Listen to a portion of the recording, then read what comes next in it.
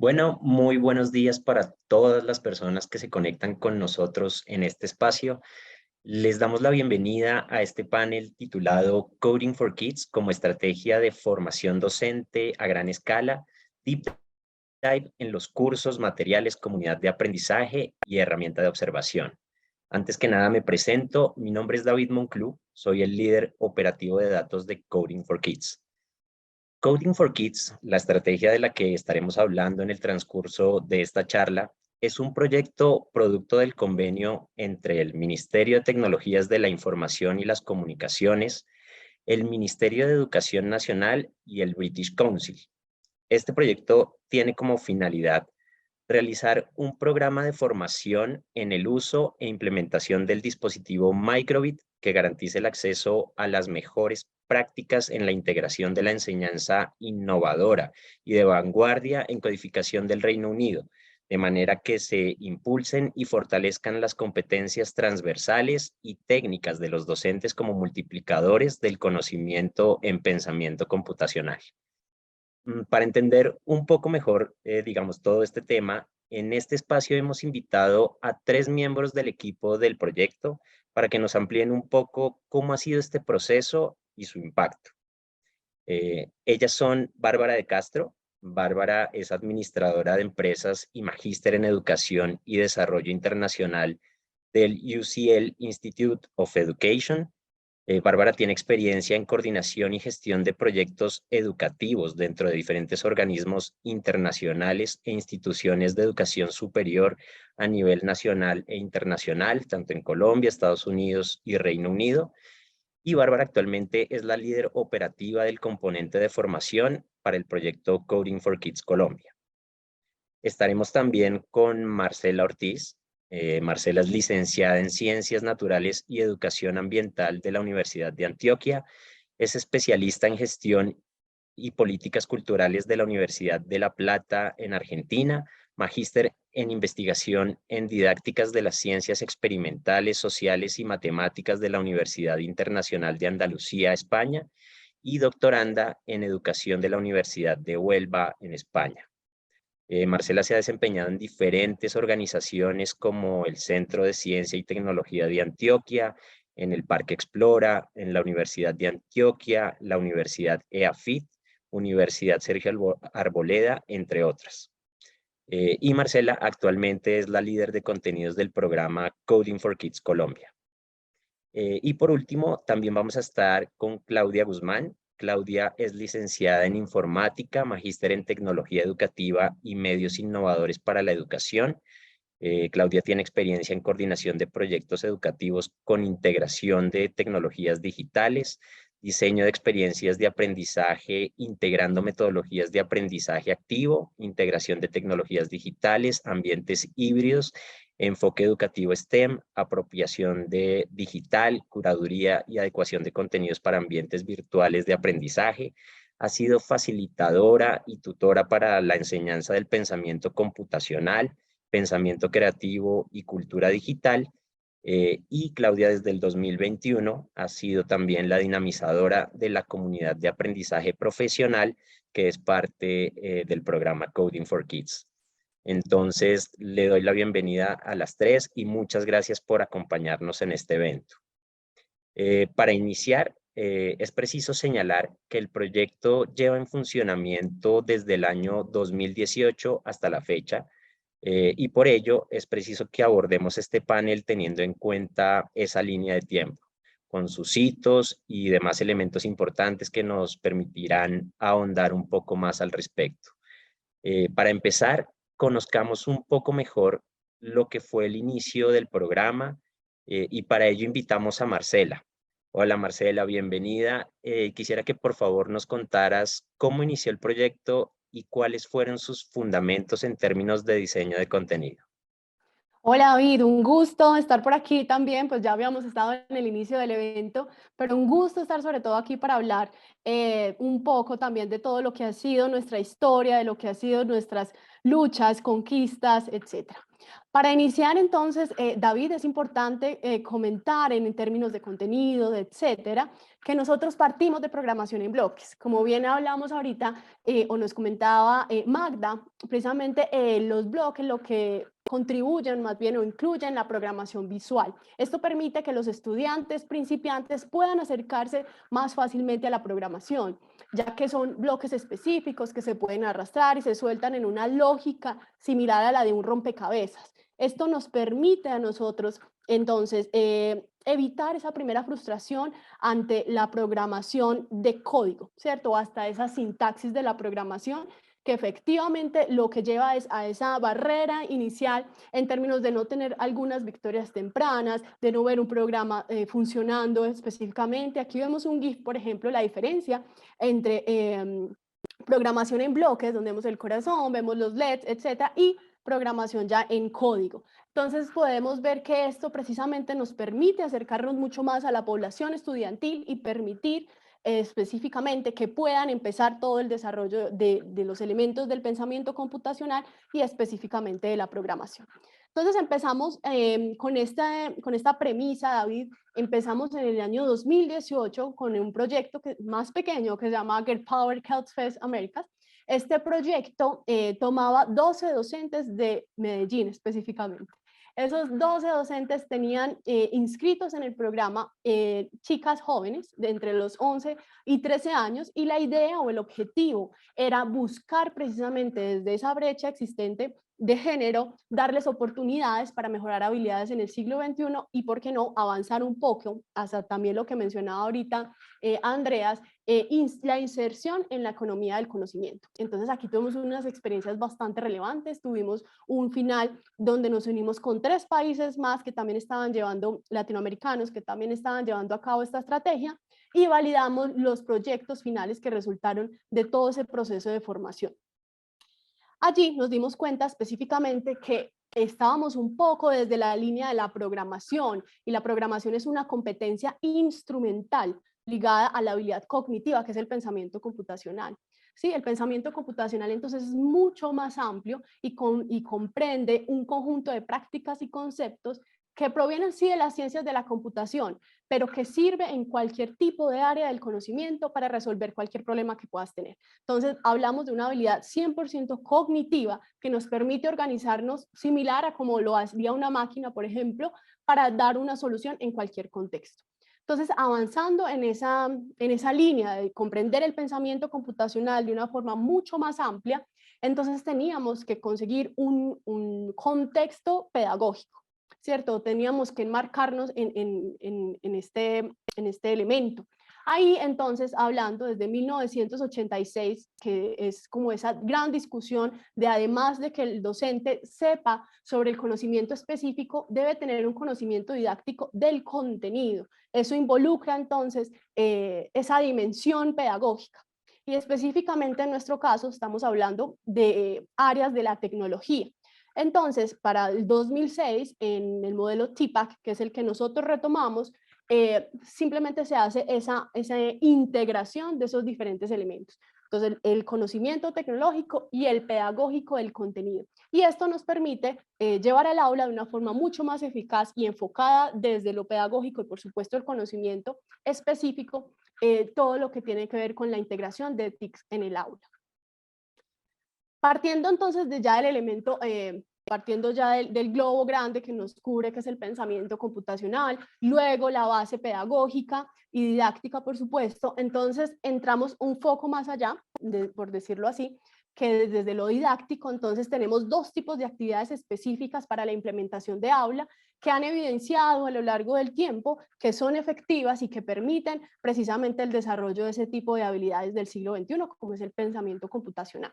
Entonces, empezamos con las actividades desconectadas, que son actividades que se centran en problemas y conceptos. específicos del pensamiento computacional. ¿Qué nos permite esto? Centrarnos en la capacidad o el desarrollo de que el estudiantado pueda comprender los conceptos básicos sin ningún tipo de distracción, por ejemplo, de un dispositivo electrónico, y que además los podemos retomar de una forma menos abstracta, ¿sí? Al verlo de una forma más sencilla, más eficaz, y sin tener que asociarlo a alguna tecnología en particular. Entonces eliminamos elementos de problemas técnicos, de acceso, por ejemplo, a Internet, etcétera, porque no requiere una infraestructura tecnológica especial. Hace uso de metáforas, de objetos tangibles, etcétera, y además esto representa, hablando del contexto colombiano, representa un beneficio muy grande porque tenemos poblaciones que no tienen una buena conectividad, por ejemplo, o que no tienen un buen acceso a dispositivos electrónicos. Entonces, esto permite tener un primer acercamiento desde lo conceptual al pensamiento computacional. A partir de allí, entonces, ya son las actividades conectadas. Pasamos de ese primer momento donde evitamos la sobrecarga cognitiva con los específicos, pues conceptos específicos, perdón, para avanzar hacia la conexión o hacia esa interacción con un dispositivo. Entonces, dentro de las actividades conectadas, utilizamos la secuencia didáctica usa, modifica, crea. Esta secuencia didáctica, de hecho, también como mencionaba Andreas en su ponencia, en su espacio, permite precisamente generar un proceso creativo de construcción, de desarrollo, etc. Primero nos enmarcamos en el programa del otro, que es el USA. Entonces utilizamos un ejemplo, una simulación, algo donde el estudiante no hace un uso único de la indagación o la exploración, que ahí es donde de pronto tenemos algunas dificultades desde la enseñanza y el aprendizaje del pensamiento computacional, sino que tomamos un elemento referente para que los estudiantes puedan tener una base de inicio para poder avanzar en el conocimiento ya conectado. Luego de eso, cuando ya ellos tienen afianzado ese conocimiento, entonces podemos hacer unas modificaciones. Y en esas modificaciones validar si eso que aprendí, si tiene un buen resultado, si debo depurarlo, si debo cambiarlo, si no me está dando, etcétera. Y ahí avanzamos más en el proceso creativo y es evidentemente donde ya el estudiante desarrolla su propio programa. No necesariamente tenemos que ir hasta la última etapa, que es crear. No es necesario, puede ser dentro del contexto pedagógico, simplemente que nosotros necesitamos que comprendan los conceptos, que puedan desarrollar la habilidad, por ejemplo, en programación específicamente, pero el CREA te permite ir un poco más allá también si es el requerimiento, digamos, en ese momento de un proyecto o algo de esto, pues como de acuerdo a los objetivos de aprendizaje que se tiene para esa clase. Entonces, inicialmente teníamos unos talleres presenciales. Esos talleres presenciales se llevaron en varios lugares de Colombia. Ahí las temáticas eran básicamente introducción al curso, donde los damos pues como una ubicación estratégica para que ellos comprendieran cómo llegar al aula con esto, el procesador médico, la micro, que es el dispositivo que utilizamos, procesadores, programas, condicionales, bucles, variables, y también unos contenidos pedagógicos que era cómo conversar con los docentes para que ellos hicieran la implementación de aula, y adicional con un componente muy importante que es género. Para nosotros es muy importante hablar de género precisamente por la brecha que hay pues que hay en este momento entre niñas y mujeres en su participación en áreas STEM o relacionadas con pensamiento computacional. Para dar unos datos y no quedarme pues como solamente en el discurso, el 23% de estudiantes de pregrados de ingenierías y sistemas o afines son mujeres. Además, el 30% de investigadoras científicas son mujeres. Estamos hablando de un ecosistema académico donde la presencia de las mujeres y las niñas también en el caso escolar es un poco compleja o todavía hay una brecha importante. Entonces, para el proyecto era muy importante tener los conceptos o integrar la equidad de género que permitiera en todos los elementos de planeación, en todos los procedimientos, etcétera, generar estrategias sensibilizadoras y transformadoras en perspectiva de género.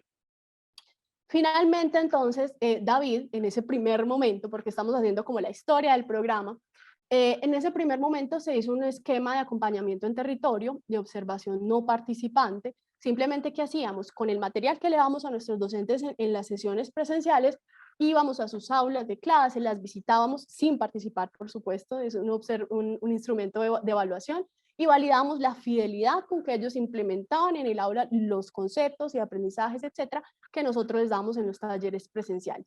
Y finalmente, entonces, hacíamos una retroalimentación que permitiera darle una oportunidad de mejora a nuestros docentes. Qué interesante todo esto que nos estás contando, Marcela.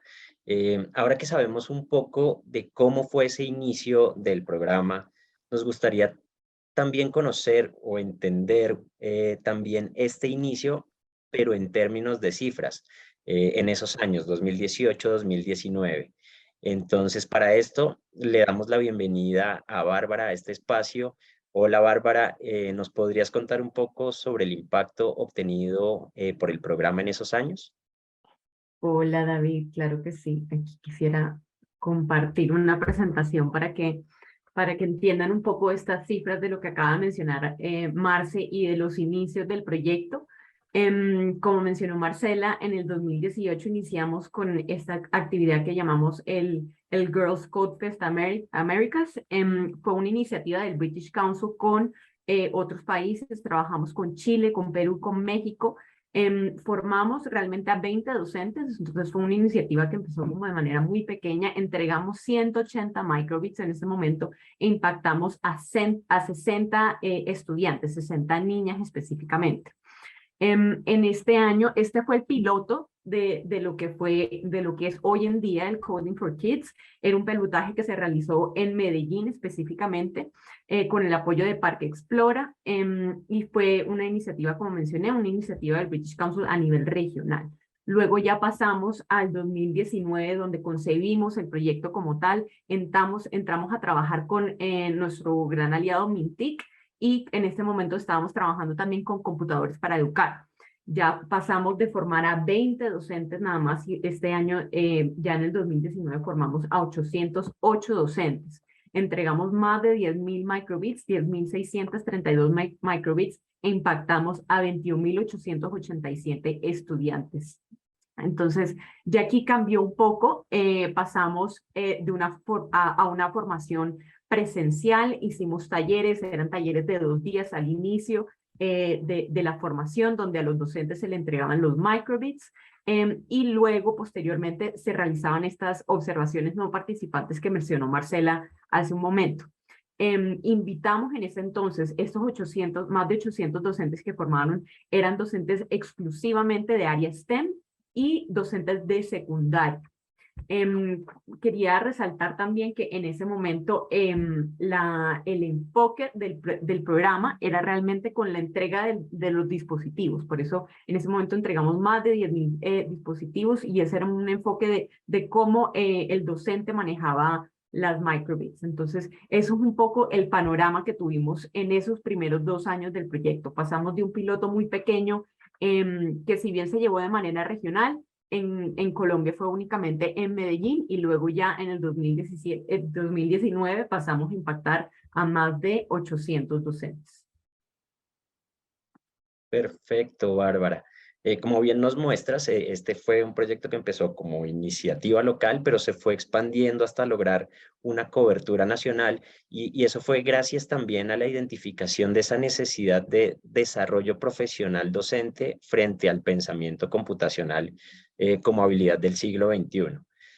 Siguiendo en este esquema temporal, me gustaría abordar el contexto de pandemia que golpeó tan fuertemente la educación en Colombia, y sobre todo el desarrollo de este tipo de iniciativas.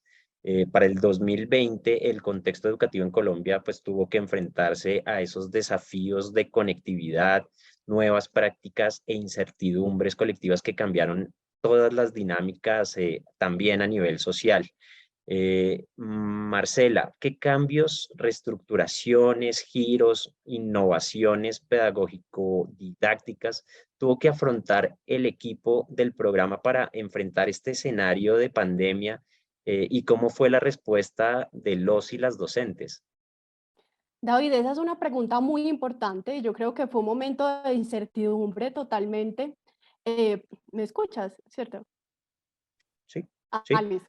Pensé que tenía el micrófono mal. No, que fue un momento de incertidumbre muy grande, creo que para todo el mundo. No teníamos esa capacidad resolutiva en ese momento, era un contexto totalmente distinto, no estábamos tan preparados para ello. Pero bueno, todos tuvimos que hacernos a la tarea y teníamos una población que estaba esperando nuestra formación, que estaba esperando entonces que llegáramos a campo, que llegáramos a esas realidades, etcétera. Y nos tocó irnos por el acompañamiento virtual. Yo lo digo en este momento nos tocó, pero en realidad no ni tan nos tocó, porque vamos a ver que tuvimos unas lecciones aprendidas muy, muy importantes. Entonces tuvimos que empezar con los encuentros sincrónicos, evidentemente, como más o menos se implantó esa cultura de la virtualidad en cuanto a la formación con nuestros mentores y mentoras, y adquirimos una plataforma, la plataforma Moodle LMS, que es un sistema que permite gestionar el aprendizaje de una forma más óptima, porque tiene, digamos, varias herramientas que permiten precisamente diseñar el contenido para que haya interacción, para que tenga una visibilidad, digamos, importante o relevante en el contexto de la virtualidad. Ahí teníamos una capacidad de 6.000 usuarios y este nos permitía que nuestros docentes, donde se encontraran, con una conectividad mínima o digamos con memoria, etcétera, de sus dispositivos, pudieran conectarse con nuestras formaciones. Adicional, si teníamos un docente, una docente que se encontraba en un sector rural, digamos, con poco acceso, teníamos la capacidad entonces de gestionar con nuestros mentores y mentoras cómo hacer llegar el contenido, cómo buscar un momento específico para que el mentor entonces compartiera los conocimientos y nos hiciera esa devolución y poder seguir el proceso de formación. Fue muy complejo, por supuesto que fue muy complejo, pero logramos ese cometido. Entonces, en términos del diseño de contenido, obviamente entramos en el contexto de los contenidos e-learning y ese contexto de pandemia que tanto nos hizo mutar o migrar a otras modalidades. Entonces tenemos básicamente una estructura del curso que estaba en esa plataforma que entonces validaba unas unidades. Luego de esas unidades, una estructura específica para hacer un seguimiento a los aprendizajes y a sus objetivos de aprendizaje, por supuesto, que incluía en primera instancia entonces el desarrollo de una ficha. Nosotros proporcionamos, y más o menos lo mencioné en mi primera intervención, una ficha didáctica con todos los elementos y la estructura de una clase ideal para pensamiento computacional. De hecho, que se podía implementar en diferentes áreas. Obviamente el docente podría hacer alguna modificación, etcétera, pero nosotros brindábamos los elementos más importantes para precisamente esa implementación de aula. De hecho, David, tuvimos ejemplos muy interesantes y es, por ejemplo, para el concurso del magisterio, tuvimos para quienes se conectan de otros lugares, pues es el concurso de ascenso que hacen nuestros docentes del sistema público. Logramos que muchos de nuestros docentes presentaran la evaluación con nuestro sistema de fichas didácticas y muchos lograron obtener ese ascenso tan anhelado. Entonces, ahí voy mencionando algunas lecciones aprendidas y éxitos y victorias, pero también nuestras incertidumbres.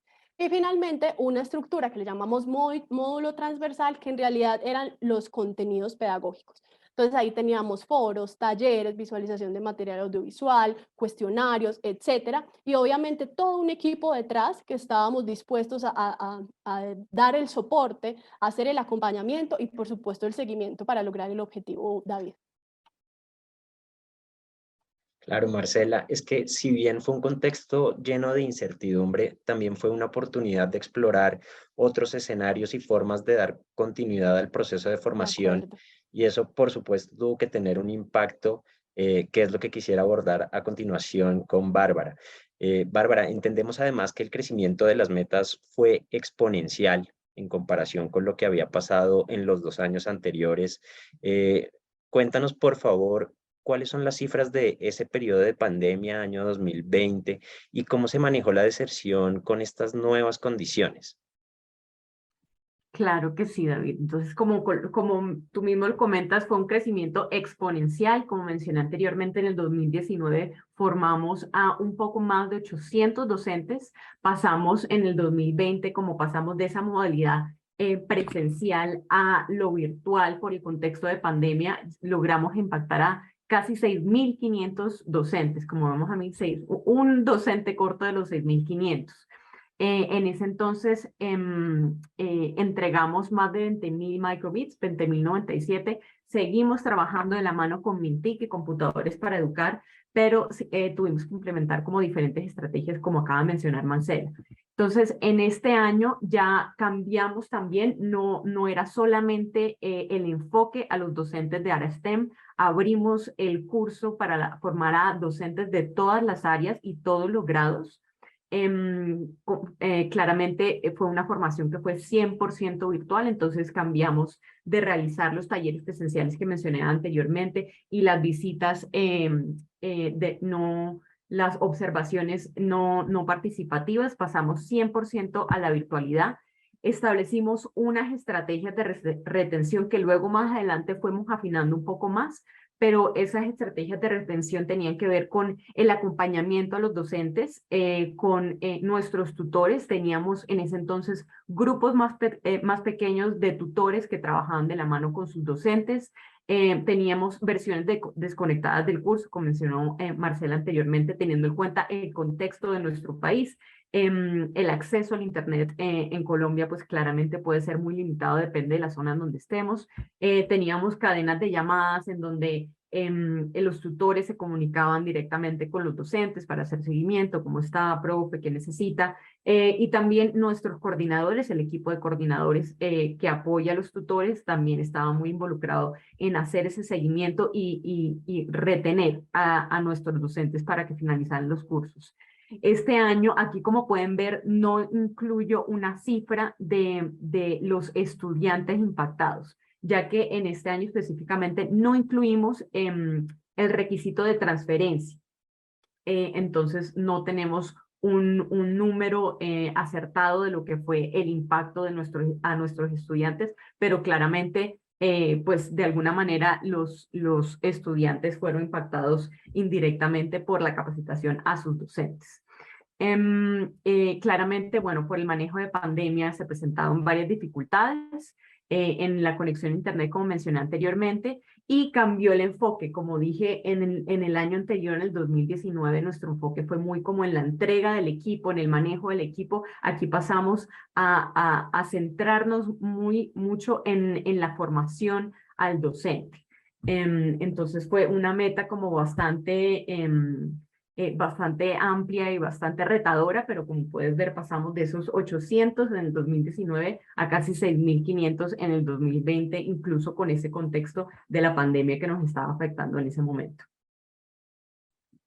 Es increíble esas cifras que mencionas, Bárbara, el incremento del impacto como tal que tuvo el programa en ese periodo.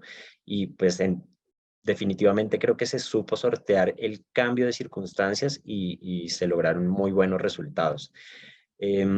Ahora bien, pasando ese contexto de la pandemia y entrando nuevamente en lo que podríamos denominar pospandemia, ¿la formación de docentes siguió con el mismo esquema virtual o se retornó a la modalidad de formación inicial? También considerando que algunas instituciones ya retornaron al esquema presencial o empezaron a manejar el esquema de alternancia. Marcela, ¿qué puedes decirnos sobre este tema? David, bueno, construyendo esa historia, entonces venía ese contexto de pospandemia. Ya todos los aprendizajes que teníamos, las dificultades, las incertidumbres, etcétera, ¿qué nos llevó? Nos llevó precisamente a entender que no existe y las fuentes y los referentes más relevantes en el campo de educación nos hablan que no hay un modelo óptimo de aprendizaje combinado que sirva para todos los propósitos de enseñanza. Eso no existe, no existen recetas en educación. Pero sí existe esos intentos, esos propósitos de, digamos, hacer una mixtura o combinar elementos que nos sirvieron de un contexto y de otro contexto. En este sentido, iniciamos en una modalidad 100% presencial, con unas ventajas, unas desventajas también que fuimos indagando en el proceso, y luego entramos o migramos a un contexto totalmente virtual por el asunto de la pandemia. Ahí nos dimos cuenta entonces que unir esas dos bondades o unir esos dos mundos nos iba a permitir a nosotros precisamente llegar a más, tenemos una población muy diversa de docentes en Colombia, por supuesto, y entonces esta nueva versión, esta versión híbrida nos iba a permitir precisamente traer lo mejor de los dos mundos y mezclarlo para tener, digamos, mejores resultados. Esto, además, este modelo híbrido, este concepto híbrido es algo que se viene manejando precisamente de todos esos aprendizajes, de ese contexto que vivimos, donde tuvimos que migrar a la virtualidad, y precisamente ahorita se están haciendo discursos, diálogos, conferencias, etcétera, y decisiones de país y de diferentes organizaciones, etcétera, que están hablando del modelo híbrido y que están hablando entonces de estas potencialidades que tiene, porque precisamente permite la reflexión del proceso de enseñanza, permite específicamente lo que mencionaba, reconocer, identificar eso que nos sirvió de ambos mundos, por decirlo así, y dar unas adaptaciones, unos giros, sí, digamos, mejorar esas formas de implementación también desde lo conceptual de lo pedagógico. Además, una ampliación al acceso de conocimiento. Tenemos otras herramientas que nos permiten acceder, tenemos elementos digitales, tenemos el acompañamiento in situ, tenemos también contenidos que migran o que mutan de acuerdo a la plataforma donde lo vaya a mostrar, y obviamente ahí tenemos que hacer una selección específica. No todos los contenidos nos sirven de una forma o de otra, entonces eso lleva también a esa ampliación o esa expansión, que además es de tipo espacial y temporal. Tenemos entonces espacios presenciales, no presenciales, sincrónicos, asincrónicos, donde podemos potenciar además la interacción social y buscar precisamente que los ambientes de aprendizaje sean mucho más enriquecidos. Al tener la combinación de diferentes modalidades, entonces estamos hablando de que mejoramos las estrategias de aprendizaje cara a cara, que es este ejercicio frente al docente centrado en el estudiante, y además y además las estrategias centradas en el estudiante. Entonces, esa fue un gran aprendizaje y es precisamente lo que tenemos en este momento, como esa mixtura, pero además teníamos que hacer unas innovaciones específicas, y esas innovaciones pues nos llevaron a indagar otros espacios, por ejemplo, la gamificación. La gamificación precisamente como ese elemento que potencia la agencia de los docentes en su proceso educativo, de formación, que además permite establecer algunas victorias tempranas, reconocimiento, guianza en las rutas desde el sentido de agencia de nuestros docentes. Además, entonces, en todo ese contexto de gamificación y obviamente teniendo una plataforma LMS que normalmente tiene algunos elementos técnicos y otros no los tiene, se diseñaron entonces unas rutas con una narrativa. Recordemos que estaba hablando antes un poco del enfoque de género. Para las niñas y las mujeres es muy necesario en el aprendizaje del pensamiento computacional enmarcarnos en una narrativa, la narrativa de los por qué, de las historias, de los elementos que conectan como todas esas fundamentos, por decirlo así. No tenemos una fijación tan al objeto, tan al artefacto, sino más hacia lo que envuelve, las razones que envuelven ese contenido.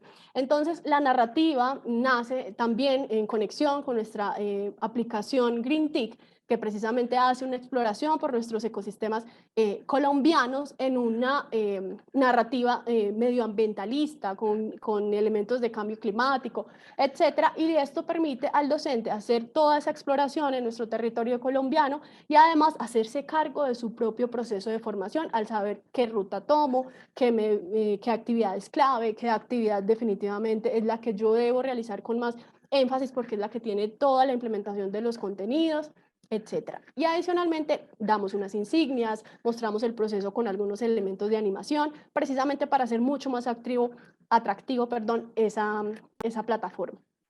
Luego, eso sería lo virtual, que hicimos todo el proceso de gamificación. Ahora en los talleres presenciales, precisamente, ¿qué hacemos?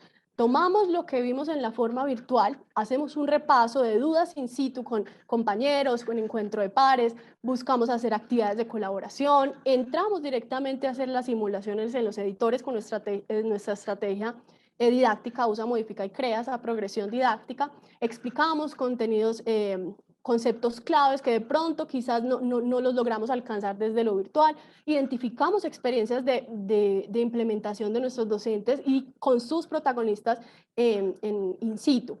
Y además hacemos una entrega de incentivos, obviamente por el logro del objetivo. Entonces ahí tenemos esas innovaciones importantes a nivel de esa modalidad de la formación básica. Pero adicional, David, por eso te digo que tuvimos muchas lecciones aprendidas. Adicional, tenemos entonces los cursos MOOC. Estos cursos son de modalidad autodirigida y están disponibles en plataformas como Talento Digital y Colombia Aprende, de forma virtual, por supuesto, pero hay un acompañamiento de algún tutor que acompaña, pues, digamos, en algunos elementos específicos, pero que en realidad tiene una modalidad mucho más autodirigida, precisamente para esos docentes que les gusta más emprender aprendizaje un poco más autónomo, un poco menos guiado. Entonces tenemos la versión de nuestro curso inicial y la versión de nuestro curso avanzado.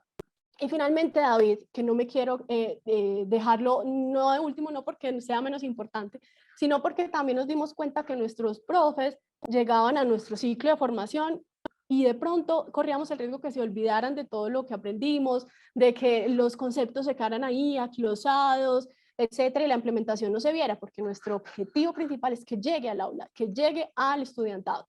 Entonces, vimos la necesidad de explorar las comunidades de aprendizaje profesional. ¿Por qué? Porque ayudan o apoyan la formación docente.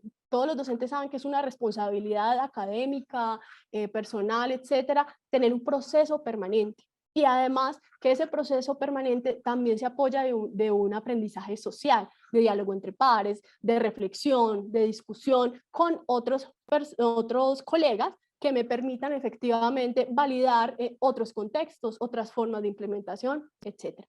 Y el aporte también al mejoramiento de las prácticas de aula, precisamente por eso, esas conversaciones, esas reflexiones, esos puntos de encuentro permiten avanzar y generar conocimiento de la práctica. Además, como mencionaba, también el aprendizaje en comunidad, nos damos cuenta, David, la docencia en cierto momento tiende a ser una profesión un poco sola, un poco del quehacer en el aula, mi trabajo, etcétera, y voy al hogar y hago mis actividades distintas pues al trabajo. Entonces nos dimos cuenta que en Colombia los docentes se sienten motivados por pertenecer a una comunidad. De hecho, muchos ya pertenecen a alguna, y por qué no, obviamente, tener una comunidad de aprendizaje específicamente en pensamiento computacional, y teniendo en cuenta el contexto de conectividad de Colombia, que no es menor, aunque tengamos todavía una brecha importante de acceso. La cantidad de conexiones de celulares, tablets y portátiles superan un total de 119%, o sea, un 76.4%. Es activo en redes sociales como Facebook, TikTok, etcétera. Entonces de ahí nace efectivamente nuestra comunidad de aprendizaje, que se encuentra de forma virtual y se encuentra en la página, en la red social Facebook. Entonces esas fueron como todas las innovaciones que logramos de todo este proceso de aprendizaje y oportunidades de mejora de vida. Marcela, muchas gracias. Y aprovechando justamente que nos mencionas el nacimiento de la comunidad de aprendizaje profesional en Facebook del programa Coding for Kids, la cual lleva por nombre Aprende en Comunidad, más código, más educación, queremos que Claudia Guzmán nos cuente de qué se trata esta comunidad un poco más en detalle y qué acciones implica la dinamización de esta comunidad. Entonces, Claudia, nuevamente bienvenida y por favor adelante y cuéntanos un poco sobre la comunidad de aprendizaje. Hola David, muchas gracias por este espacio y creo que esta es una de las grandes apuestas de Coding for Kids. Voy a proyectar pantalla por acá para contarles un poco de qué se trata nuestra comunidad de aprendizaje. Confírmame porfa si allí estamos viendo pantalla. Sí, perfecto. Bueno, entonces, como tú bien lo decías, es una comunidad cuyo nombre es Aprende en Comunidad, más código, más educación, y surge con esa necesidad de generar ese encuentro, ese intercambio de experiencias entre los docentes que están participando de los procesos o de los cursos que se ofertan. Es una comunidad en la que en la actualidad están participando actores de la comunidad educativa, y con esto me refiero a docentes que han participado tanto de los cursos, algunos de los cursos ofertados, pero también tenemos otros actores de la comunidad educativa, incluyendo estudiantes. Y toda esta comunidad que está participando, digamos que tiene un interés común, como lo mencionaba Marcela, y es el aprendizaje del pensamiento computacional. pero también otros temas transversales que tocan el proyecto, como el enfoque de género, como la gestión de aula. Entonces, digamos que en nuestra comunidad su foco principal es el aprendizaje del pensamiento computacional, pero también ofertamos contenidos relacionados con estos temas transversales. ¿Por qué nace la comunidad de aprendizaje? Por la necesidad de compartir, intercambiar esas experiencias que se estaban gestando en las aulas, porque en el proceso de aprendizaje podemos identificar cómo los docentes están, digamos, siguiendo su curso, sus actividades, desarrollan todas estas actividades propuestas, pero cuando uno identifica cómo está generándose esta transferencia en las aulas, es allí donde uno identifica el valor de este tipo de propuestas ya directamente en las aulas. Entonces, todas estas prácticas que se estaban gestando, pues sentimos la necesidad de recopilarlas, de rescatarlas, de dar el valor, de mostrar a la comunidad todo esto que se está gestando a partir de este aprendizaje de pensamiento computacional. Otro de los objetivos nuestros es favorecer la interdisciplinariedad, y es porque normalmente o comúnmente se asocia el aprendizaje del pensamiento computacional a las áreas relacionadas con el STEM, a las ingenierías, a las matemáticas. ¿Qué queremos demostrar nosotros con nuestra comunidad de aprendizaje? Que el pensamiento computacional es un tipo de pensamiento que aplica a cualquier área, no es un pensamiento enfocado a un área específica. Y lo que nosotros hacemos es recopilar también como esas prácticas para lograr, y es una palabra que a mí me gusta mucho, y es inspirar. Inspirar a las personas que nos están siguiendo en la comunidad para comprender cómo es que yo puedo traducir todo esto que yo he aprendido en los cursos, todo esto que tiene que ver con actividades conectadas y desconectadas, cómo las puedo llevar al aula. Hay docentes que aprenden, digamos, todas estas o se llevan todas estas informaciones, y el reto más grande está en saber cómo lo puedo yo aplicar en mi área. Y muchas veces, digamos que la barrera que se puede llegar a identificar es que no es tan claro cómo puedo yo, siendo un docente de inglés, de educación física, de sociales, cómo me llevo esto al aula. Pero hay otros docentes que han ido más allá y que empiezan a aplicar estos aprendizajes generando nuevos proyectos, nuevas prácticas. Entonces, cuando mostramos esto a las personas que están en la comunidad, generamos ese objetivo, digamos, de inspirar, y es mostrarle cómo ellos también pudieran replicar estas prácticas que les estamos compartiendo. Bueno, otro de los objetivos principales son la colaboración, evidenciar y aprender de esas transferencias, y obviamente generar esta colaboración, esta integración de los aprendizajes, de los saberes, de lo que trae un docente, de lo que trae un docente de una región, lo que tiene un docente de otra región. Y lo que hemos hecho nosotros es generar este espacio para que ellos se encuentren. ¿Qué tipos de espacios tenemos nosotros? Como les decía, tenemos gente que está en los cursos y gente que no. Para eso hemos definido dos tipos de espacios. Tenemos una fanpage y tenemos un grupo docente CFK. Una fanpage donde llegan todas las personas pertenecientes a la comunidad educativa interesadas en el aprendizaje del pensamiento computacional, y un grupo de docentes específicamente que han participado en nuestros cursos. ¿Para qué un grupo? Porque hemos evidenciado que existe temor aún en, digamos, compartir mis aprendizajes. ¿Cómo lo evidenciamos? Cuando se propone un reto, hay muchas personas que sienten temor, y nos lo han expresado a través de nuestra comunidad, sienten temor de compartir su respuesta porque puede ser que yo me esté equivocando. ¿Qué es lo que nosotros estamos promoviendo en la comunidad? Equivocarse es parte del aprendizaje, y de hecho ahí estamos aplicando una de las habilidades de pensamiento computacional, y es empezar como a depurar. Yo identifico que en este reto que me proponen la respuesta es esta y resulta que no era. Ok, me equivoqué, pero estoy aprendiendo. Yo mismo estoy identificando en qué fallé, por qué fallé, y analizando cuál era la respuesta correcta. Entonces, digamos que aquí ofrecemos este tipo de espacios para que se puedan proponer ideas, para que se puedan plantear inquietudes, para que se puedan, digamos que los docentes se sientan libres de poder compartir sus experiencias sin sentirse juzgados. En estos espacios nosotros promovemos, digamos, unos momentos que se traducen en unos contenidos. Tenemos entonces espacios donde específicamente le ofrecemos a los docentes la oportunidad de participar, de compartir sus experiencias, de desarrollar talleres. Les ofrecemos ciertos tipos de contenidos que están diseñados desde nosotros, donde reforzamos o complementamos aprendizajes relacionados con el pensamiento computacional, la programación, el uso de la micro:bit, MakeCode. Generamos estos momentos de encuentro, propiciamos contenidos que generen interacción, que les permitan a ellos responder, y resaltamos las prácticas relacionadas con el pensamiento computacional. Algunos de esos contenidos, muy rápidamente porque ya se me está terminando el tiempo, se los comparto acá. Este es, por ejemplo, un tipo de contenido donde nosotros...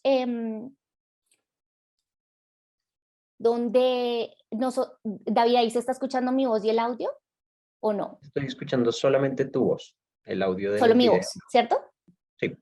Listo. Entonces, este es un tipo de contenido donde le explicamos, por ejemplo, al docente cómo es que puede crear arreglos en programación, y aquí paso a paso le explicamos cómo ingresar a MakeCode, cómo generar el código, cuáles bloques utilizar.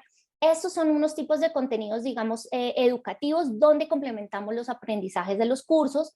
Digamos, también está relacionado con el aprendizaje de MakeCode. Les explicamos, para que no tengan esa barrera de no entender cómo funciona la plataforma, tratamos de complementar los aprendizajes que tienen que ver con programación y también lo que tiene que ver con la plataforma, para que no haya como esa dificultad en el momento de la exploración. Tenemos otro tipo de recursos que le ofrecemos a los docentes, donde se pueden descargar materiales como el que están viendo en pantalla. Estos son contenidos que el profe descarga y se los lleva al aula directamente para trabajarlos. Estos son espacios donde les permitimos a los docentes que generen sus propios talleres y que puedan compartirlos con la comunidad. Entonces ellos mismos definen los temas, las prácticas, y nosotros les brindamos ese espacio para que puedan compartirlo con sus colegas. Tenemos otro tipo de contenidos que para nosotros son muy importantes, y son los personajes inspiradores, y es aquí donde resaltamos, digamos, la mujer en el campo del STEM, donde resaltamos el papel de los docentes, donde resaltamos las prácticas que están gestándose directamente en las aulas, en las distintas aulas en Colombia, y es así donde nosotros empezamos a... yo puse un temporizador.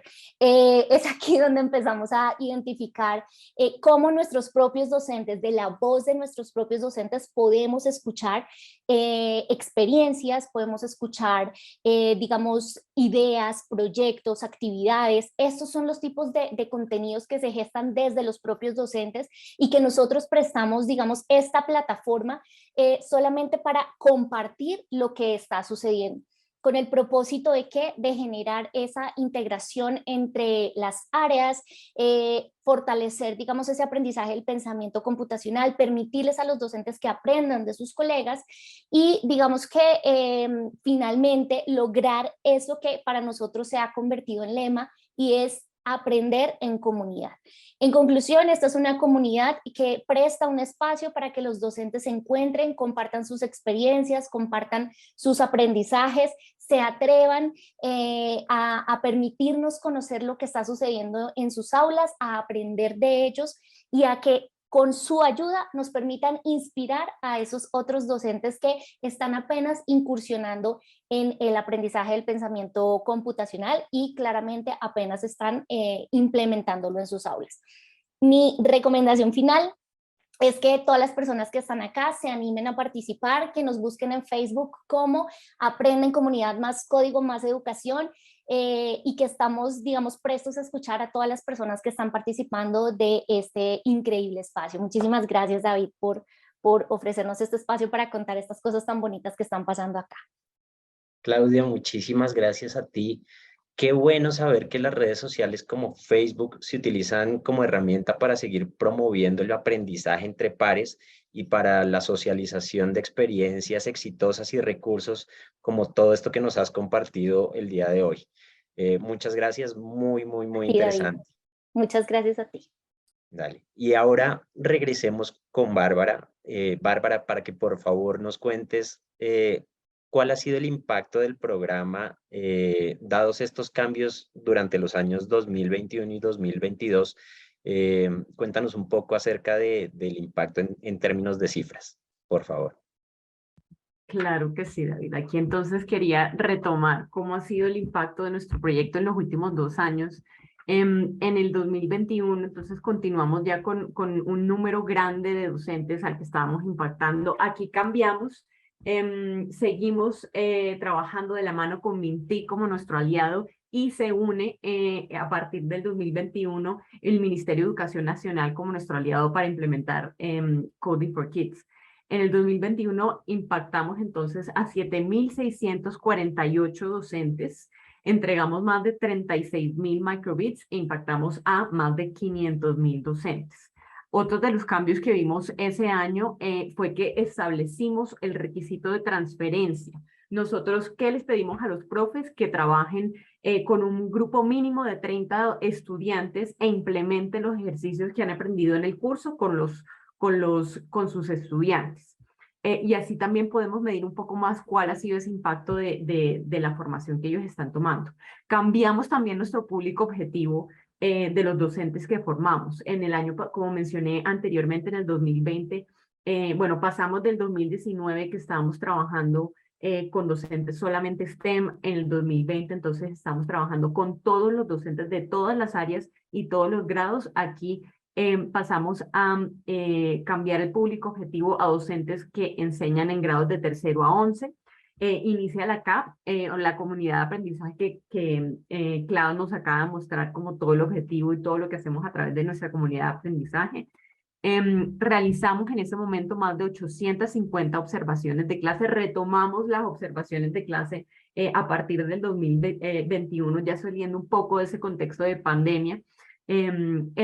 También empezamos un poco con la entrega de incentivos o implementando una estrategia de retención que implicaba esta estrategia o entrega de incentivos o entrega de microbits adicionales que llamamos en ese momento multiplica tu bit, donde los docentes recibían una microbit adicional a la que ya recibían como parte del desarrollo del curso.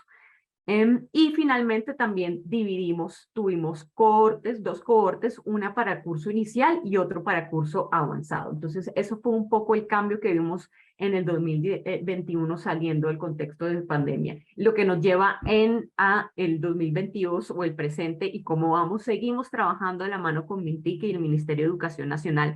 Hemos establecido para este año una meta de formar a 4.250 docentes. En este año también empezamos a trabajar un nuevo componente del proyecto que llamamos consolidación, donde trabajamos en el impacto de el pensamiento computacional ya de manera institucional. Estamos trabajando de la mano con 250 colegios que tienen docentes que fueron formados previamente en el curso inicial de Coding for Kids. Tenemos una meta también de entregar 17.000 microbits a nuestros docentes e impactar a 500.000 docentes.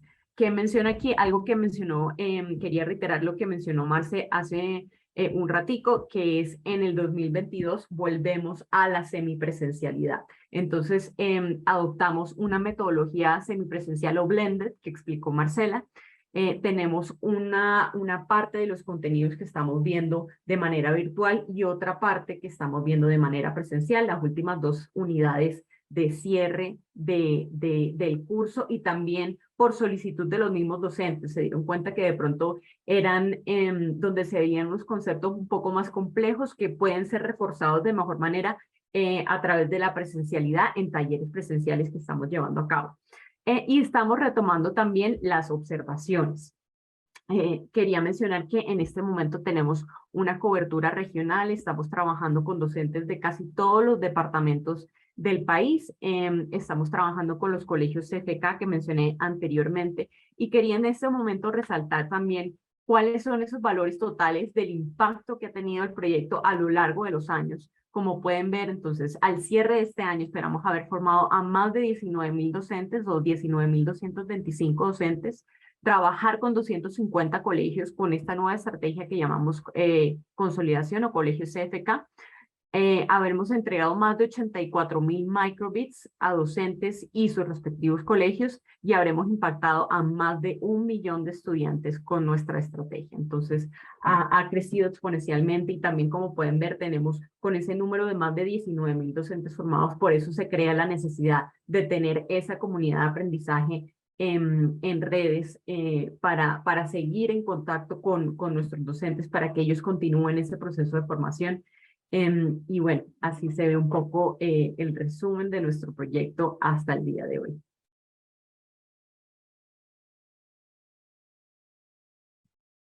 Bárbara, muchísimas gracias por toda esta información de cifras que nos has compartido en el transcurso de esta charla.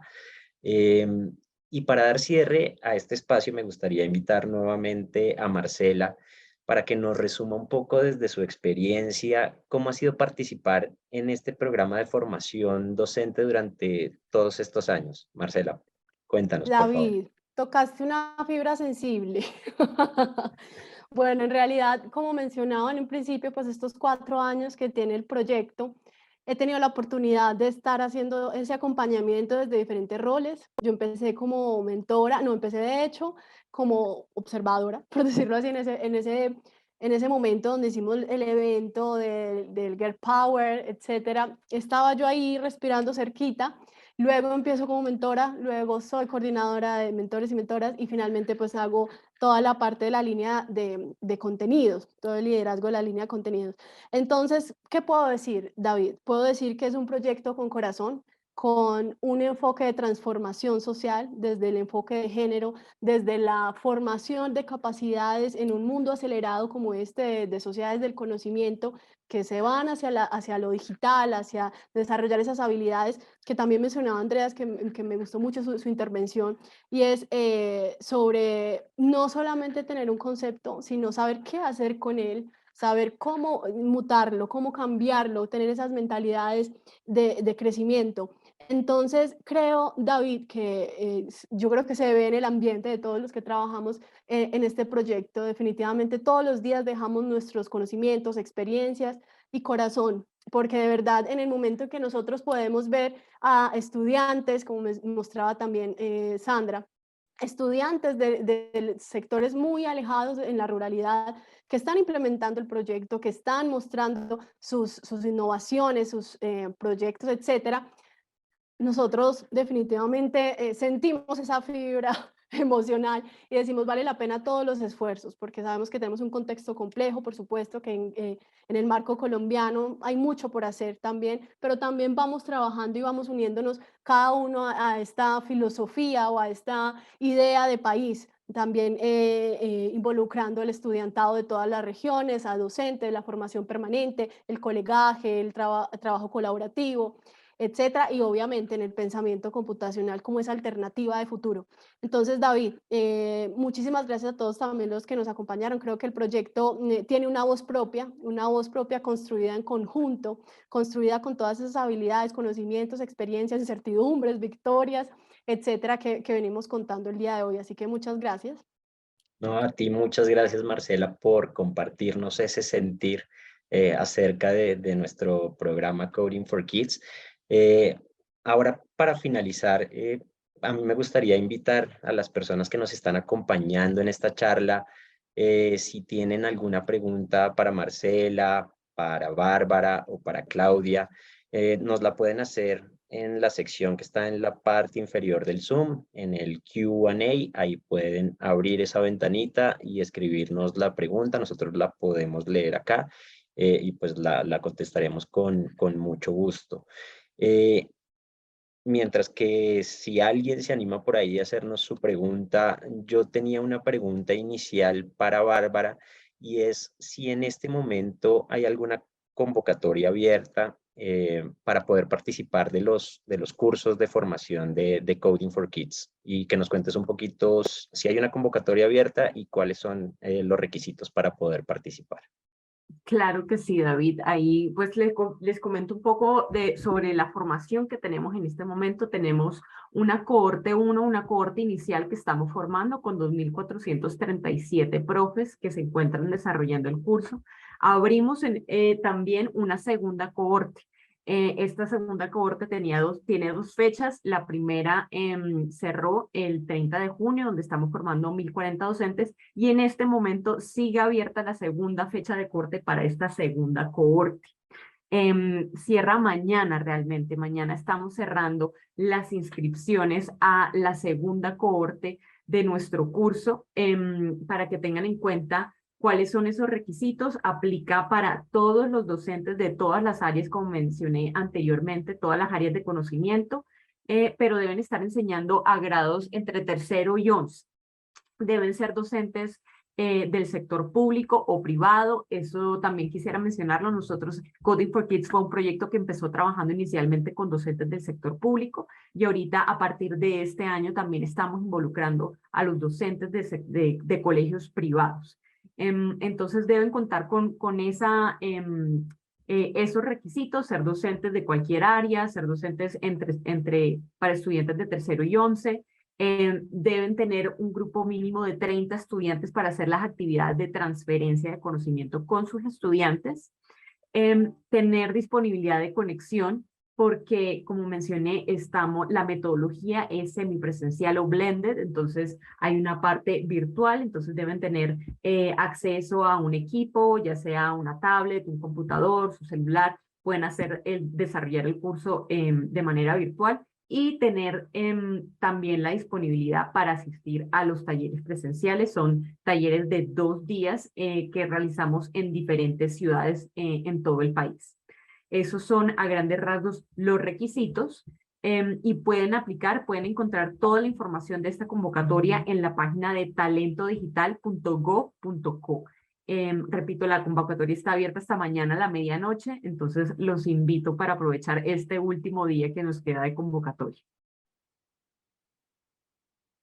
Dale, muchas gracias, Bárbara. Tengo una pregunta para Claudia específicamente, y es de una docente que nos pregunta cómo puede ser parte de la comunidad de aprendizaje, cómo puede unirse, y si hay algún requisito en especial para unirse a esta comunidad. Vale, listo. Entonces, para la profe que nos pregunta, para ser miembro de la comunidad, basta con buscarnos en Facebook como Aprenden Comunidad Más Código Más Educación, darle me gusta y seguir. Con eso, la profe va a poder, digamos, acceder a los recursos educativos, a los espacios, digamos, a todos los contenidos que tenemos preparados para los docentes. Entonces, basta simplemente con darle me gusta y seguirnos. De hecho, voy a ver si ahorita puedo poner el enlace acá. No hay ningún tipo de requisitos para unirse. Sin embargo, en el grupo Docentes CFK, ese sí es un grupo que ha sido diseñado para docentes que participaron específicamente en los cursos inicial o avanzado del proyecto. Entonces, si la profe se encuentra dentro de ese grupo, puede también, además de estar en la comunidad, puede vincularse a este grupo pequeño. Entonces, solamente el grupo pequeño tiene el requisito, pero digamos que la fanpage está totalmente abierta y puede acceder a todos los contenidos que ofrecemos de manera gratuita. Perfecto, muchas gracias, Claudia.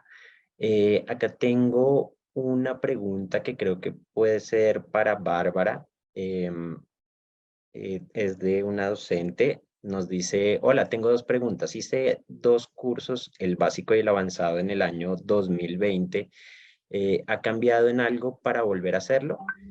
Tengo entendido, Bárbara, que cuando ya has hecho los cursos no puedes volver a repetirlos, ¿verdad? Pero si quieres, cuéntanos. Es una buena pregunta, es una pregunta totalmente válida, y no, realmente los contenidos son los mismos. De pronto hemos hecho ciertas adaptaciones a lo largo de los años, pero son los mismos contenidos. Incluso uno de los requisitos para poder presentarse a las nuevas convocatorias es que no hayan sido certificados en años anteriores, ya sean en 2019, 2020, 2021 o en esta que estamos cerrando del 2022 en la primera cohorte. Entonces, para que lo tengan en cuenta, no pueden volver a formarse porque son los mismos contenidos. Listo, Bárbara, muchísimas gracias. Bueno, yo para finalizar quiero darle las gracias a todas las personas que nos acompañaron en este panel, en esta charla. Creo que ha sido muy ilustrativo para conocer realmente en qué consiste nuestro programa Coding for Kids. Me gustaría pedirles antes de que se retiren, que por favor ingresen al código QR que vamos a ver en un momento en pantalla. Ese código QR los va a llevar a contestar unas muy breves preguntas, pero que nos van a servir muchísimo para conocer su opinión sobre este evento que estamos realizando el día de hoy y el día de mañana. Entonces, nuevamente, muchísimas gracias. Me Hay una gustaría preguntita, también... David. No Dime, sé si de dime, dime. pronto, hay una última preguntita que está muy interesante, no sé si de pronto Ah, la respondemos, de dale, por Giovanni supuesto. López. Sí, dale, tenemos unos minutos, dale. Ah, listo. Bueno, Giovanni dice, ¿se ha medido el desarrollo de habilidades de pensamiento computacional en los docentes? ¿Cómo? Les cuento que nosotros tenemos un componente específico de monitoreo de evaluación que lo desarrolla la Universidad del Norte. Lo que nosotros hacemos es una prueba de entrada y una prueba de salida, un pre-test y un post-test.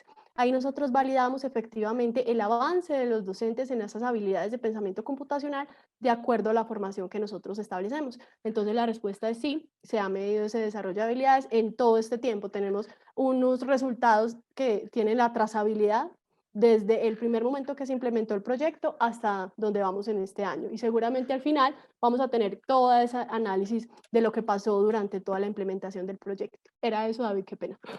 No, perfecto, Marcela, muchas gracias. Entonces, ahí estamos viendo nuestro código QR. Por favor, no se vayan sin contestar esas preguntas que de verdad son muy importantes para nosotros.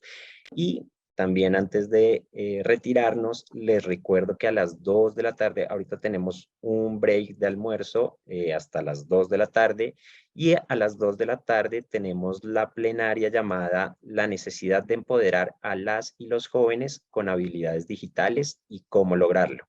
En esta plenaria la panelista principal será Sandra Cortesi. Ella es directora de Juventud y Medios del Centro Berkman para Internet y Sociedad de la Universidad de Harvard. Entonces, va a estar muy interesante este panel para que no olviden asistir. Para entrar en esa sesión van a tener que utilizar el link de Zoom de las sesiones plenarias para que no se les vaya a olvidar. Entonces, nada, muchísimas gracias a todos por su participación en este panel y nos vemos luego.